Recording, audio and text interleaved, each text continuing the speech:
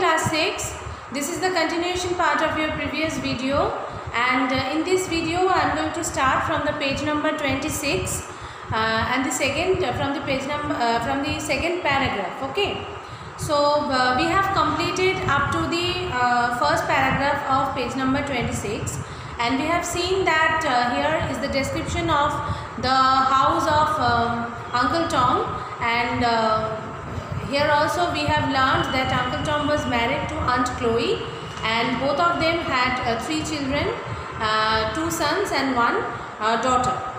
And Uncle Tom was loved and respected by all, and here we also see that George, who was the little master, that means Mr. Shelby's son, who was only 13 years old, he came to have the supper with Tom and all.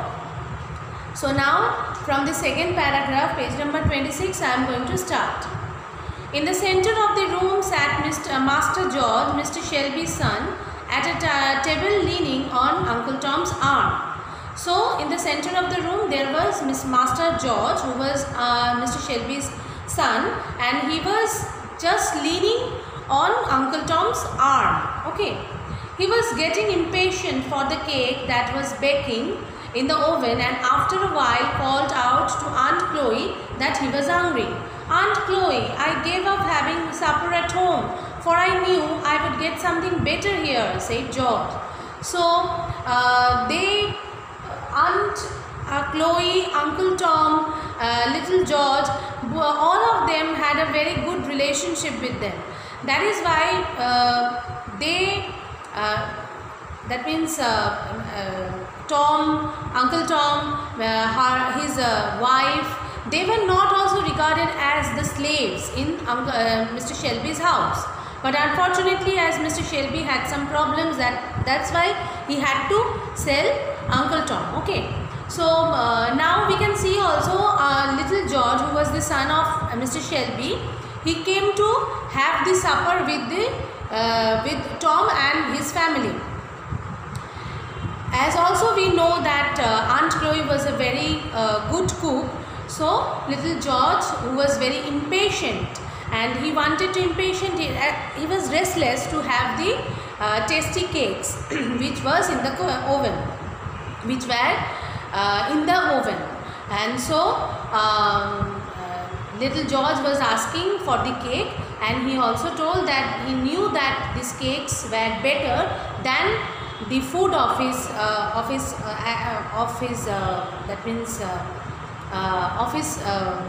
home, which was made by their cook.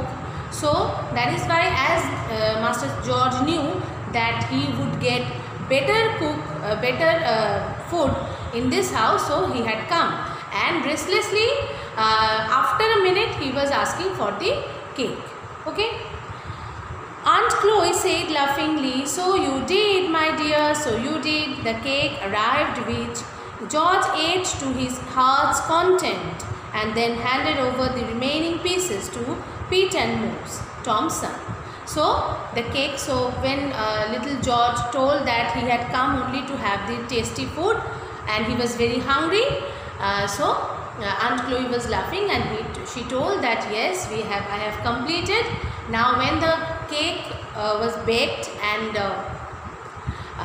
at the first Aunt Chloe gave a very sound amount to the little George. Okay, and then she gave 2 pieces to her sons.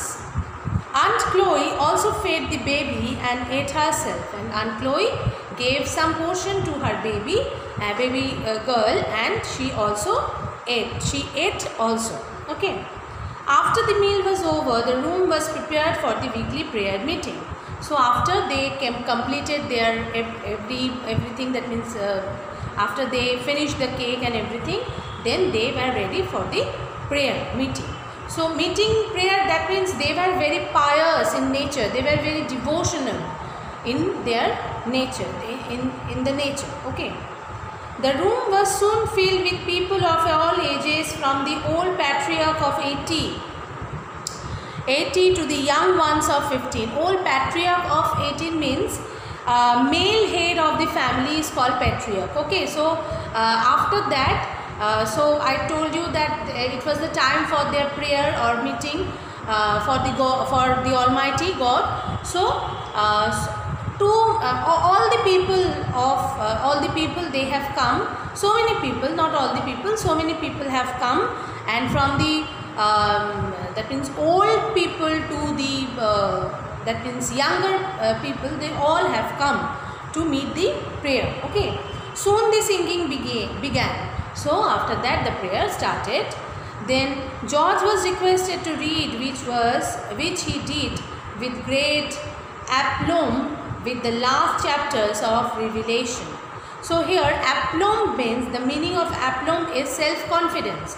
So now it was the turn of little George, and he took he was requested, that means he was requested by all the people to read out some portions from the chapter of Revelation. Revelation means here it's a part of Bible.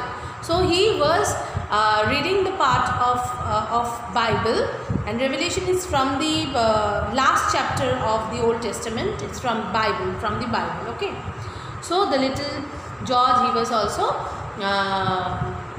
that means he was reading the Revelation.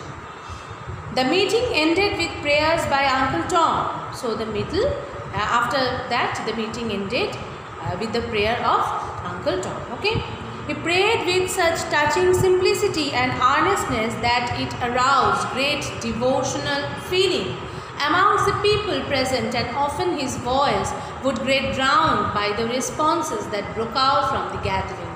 So by this lines we can understand that this person was very pious in nature.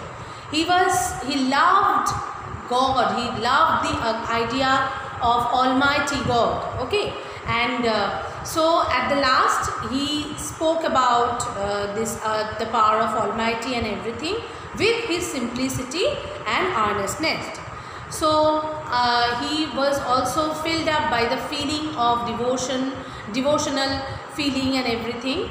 And devotional means, you can say that spiritual feeling or religious feeling. Okay, and he was so touched by the all people's feeling that he was sometimes his voice cracked, because he was crying. He was very happy, and he was so pious and he was so devotional that he was thinking that he was very near to God. Okay, so he was also what to say, that he was enjoying everything, the gathering and everything. Okay, after the prayer meeting got over, Uncle Tom and Aunt Chloe were still awake, though it was pretty late. After the meeting, Aunt Chloe and Uncle Tom, both of them were still awake, and it was very late at night also. There was a tapping at the window, and to their amazement, Eliza came into the room. "Lord bless you. Are you sick? What has come over you?" gushed Aunt Chloe.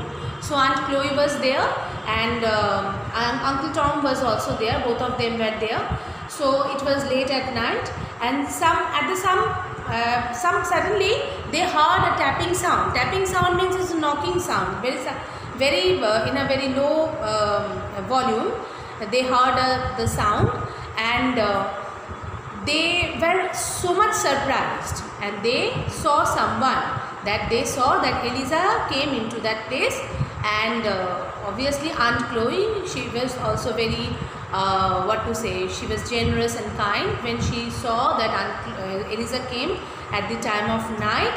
So she just questioned her that, "Why have you come in this time?"